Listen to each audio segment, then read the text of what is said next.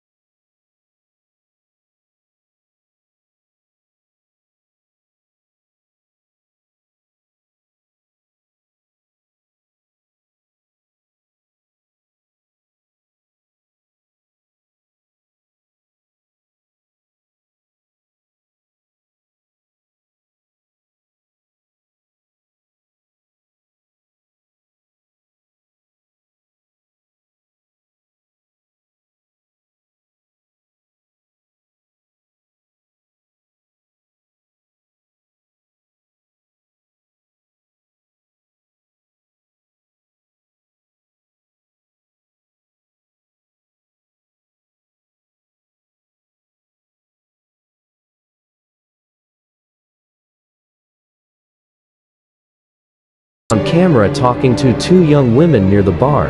The interaction seemed friendly and brief. The women were later identified and interviewed. They said Brian seemed normal, maybe a little drunk, but nothing concerning. They talked for a few minutes, then went their separate ways. Clint later said that at some point, he briefly lost track of Brian in the crowd. The bar was packed, loud, chaotic.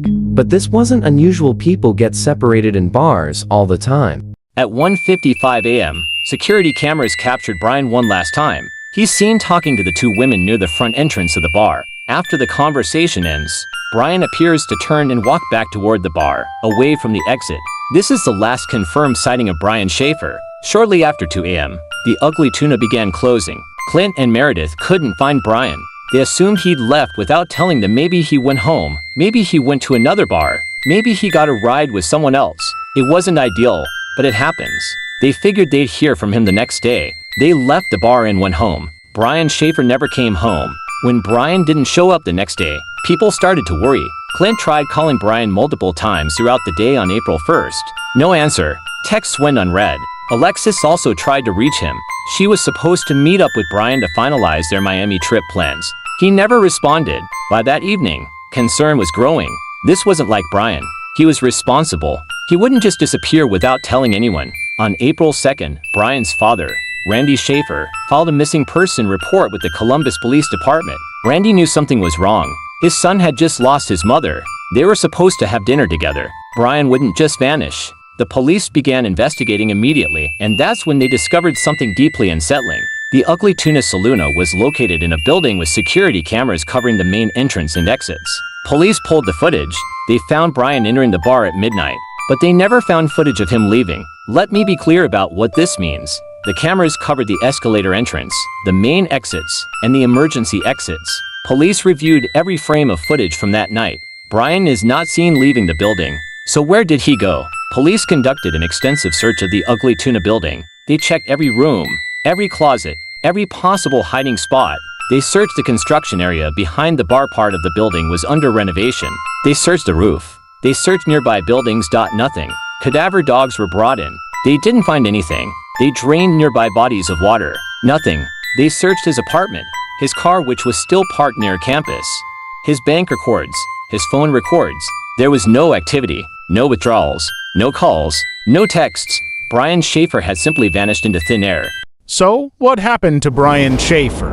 Over the years, investigators, amateur sleuths, and Brian's family have developed several theories. Let's walk through each one. The most obvious explanation is that Brian left the bar through an exit that wasn't captured on camera. But here's the problem. Police say every public exit was monitored. The main entrance had cameras. The emergency exits had cameras. The service entrance had cameras. Some people have suggested he could have left through a construction area or a back exit that wasn't monitored. The building was undergoing renovations at the time, and it's possible there was a gap in coverage. However, police have stated they reviewed all available footage and found no evidence of Brian leaving.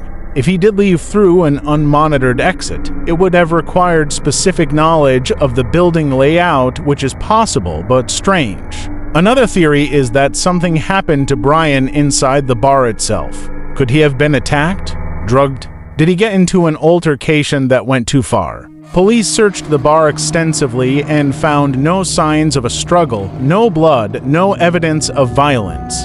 However, with hundreds of people moving through the bar that night, it's possible evidence was contaminated or missed. One disturbing possibility: could someone have killed Brian inside the bar and smuggled his body out? Maybe in a large bag, or hidden among equipment or trash being removed. It sounds far-fetched, but if Brian didn't leave on his own, someone had to have removed him somehow. Some have suggested Brian may have chosen to disappear.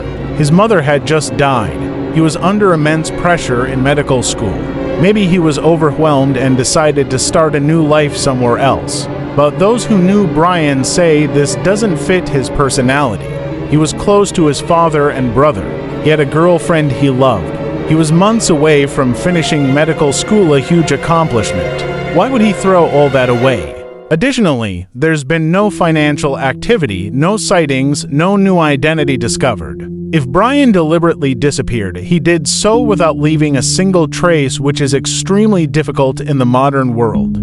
Another possibility is that Brian had an accident somewhere in or near the bar. Could he have fallen? Gotten stuck in a construction area? Suffered a medical emergency? The construction zone behind the bar has been a focus of speculation. Could Brian have wandered into a dangerous area, fallen, and been accidentally sealed into a wall or structure during ongoing work? It sounds like something from a horror movie, but there are documented cases of people being accidentally entombed in construction sites. However, cadaver dogs didn't detect anything, and no evidence has ever been found.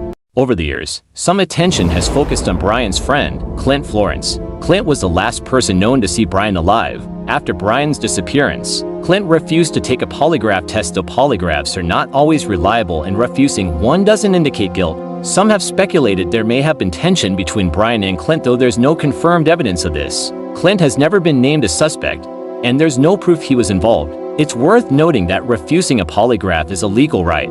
and many innocent people refuse them on principle or on advice from lawyers. School Brian had been abducted by a stranger. It's possible. Maybe someone followed him out of the bar, or convinced him to leave with them. Maybe he was lured outside by someone he met that night. But again, this doesn't explain how he left the building without being captured on camera. There are a few strange details in this case that make it even more puzzling. A few months after Brian disappeared, his girlfriend Alexis received a phone call from Brian's cell phone number. She answered, but there was only static. No voice, no sound of breathing, just static. The call was traced. It pinged off a cell tower near the area where Brian disappeared, but the phone itself was never found.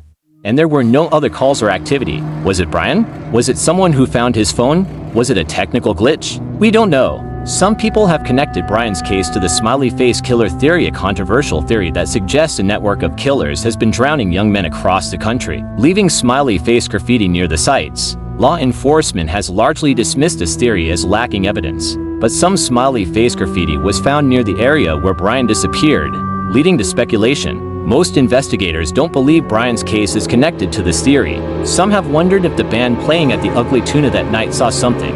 They were on stage, elevated, with a view of the crowd. As far as public records show, band members were interviewed, but no significant leads came from those interviews.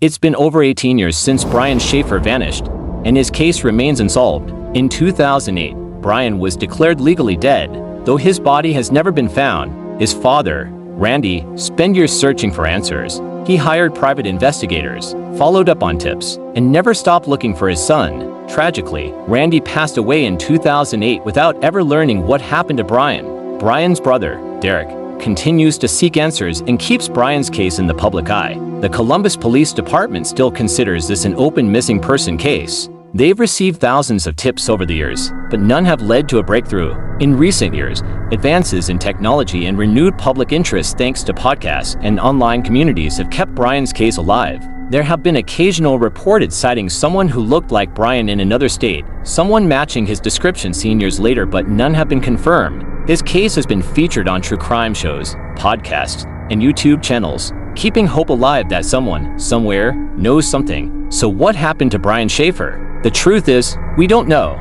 and that's what makes this case so haunting. A young man, surrounded by people in a busy bar, simply vanished. No body, no evidence, no clear explanation. Did he leave through an unmonitored exit and meet with foul play outside? Did something happen to him inside the bar? Did he choose to disappear? Or is there something we're missing entirely? If you have any information about Brian Shaffer's disappearance, the Columbus Police Department is still accepting tips. His family still wants answers. Brian Shaffer was a son, a brother, a friend, and a promising young man with his whole life ahead of him. He deserves to be found. What do you think happened to Brian? Let me know your theory in the comments below. And if you want me to cover more unsolved mysteries like this, make sure to subscribe and hit that notification bell. Thanks for watching. Stay safe out there.